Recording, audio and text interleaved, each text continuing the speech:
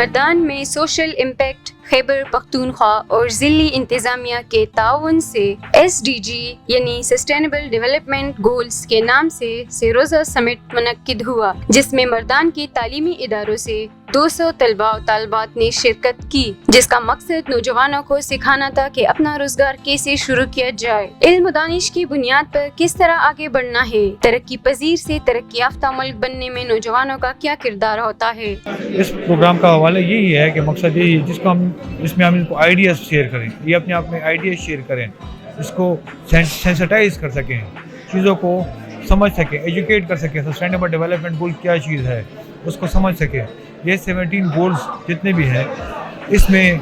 Youth کا کیا role ہے یہ ان کو سمجھا سکیں، ان کے یوتھ کے کیا ٹارگیٹس ہیں۔ سمٹ میں شریک طلباء و طالبات نے حکومت اور انتظامیہ کی جانب سے اس طرح کی کوششوں کو سراہا۔ ان کا کہنا تھا کہ کامیاب مستقبل کے لیے اس طرح کے مواقع انتہائی اہم ہے۔ ہمیں بتایا گیا کہ ہمیں ایک ایسا ورلڈ بنانا ہے کہ جس میں کوئی پیچھے نہ رہے، ترقی یافتہ دنیا ہو، ایک خوشحال دنیا ہو جس میں ہر ایک کے لیے آگے بڑھنے کا یکساں موقع ہو اور ہر ایک یہ پورٹی وغیرہ یہ سارے مسائل کو ہم ایکولی ایراڈیکیٹ کر سکیں۔ We have attend a little bit seminar and we have get a point of the view that how we can administrate so we can run and it can be a lot of the helpful for us for us and also for our future coming generation۔ اس جو conference سے سیکھا مطلب کہ جو sustainable development جو goals ہوتے ہیں ان کے بارے میں ہم نے جانا ہے کہ مطلب وہ یہ تو ہمارا فیلڈ ہے، اس کا تو ہمیں پہلے سے پتہ ہے، لیکن یہاں پہ ہمیں یہ پتہ چلا ہے کہ اس کو امپلیمنٹ کیسے کرتے ہیں اور اس میں یوتھ کا کیا کردار ہے، اس میں یوتھ اپنا کیا کردار ادا کر سکتی ہے۔ مردان کے ڈپٹی کمشنر عابد خان وزیر کا سمٹ میں شریک اسٹوڈنٹ سے کہنا تھا کہ علم و ہنر کی بنیاد پر نئی نسل ترقی پذیر ملک کو ترقی یافتہ بنا سکتی ہے اور نوکریوں کے پیچھے بھاگنے کے بجائے اپنا روزگار زیادہ سودمند ہوتا ہے۔ دیکھیں، اگر آپ نے اس کا سارا کانسیپٹ دیکھا ہو تو اس میں اسی چیز کو ایڈریس کیا ہے کہ ہمارے یوتھ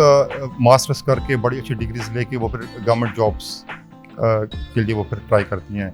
میں نے خود ابھی انٹرویوز کیے ہیں کمپیوٹر آپریٹرس کی، جونیئر کلرکس کی، بڑے ایم فل کے لڑکے لڑکیاں ہمارے پاس آئی ہیں جابس کے لیے، تو وائی ناٹ کہ وہ اپنی اسکلس کو پرائیویٹلی اور انٹرپرینورشپ کے حوالے سے وہ اس کو ادا کریں۔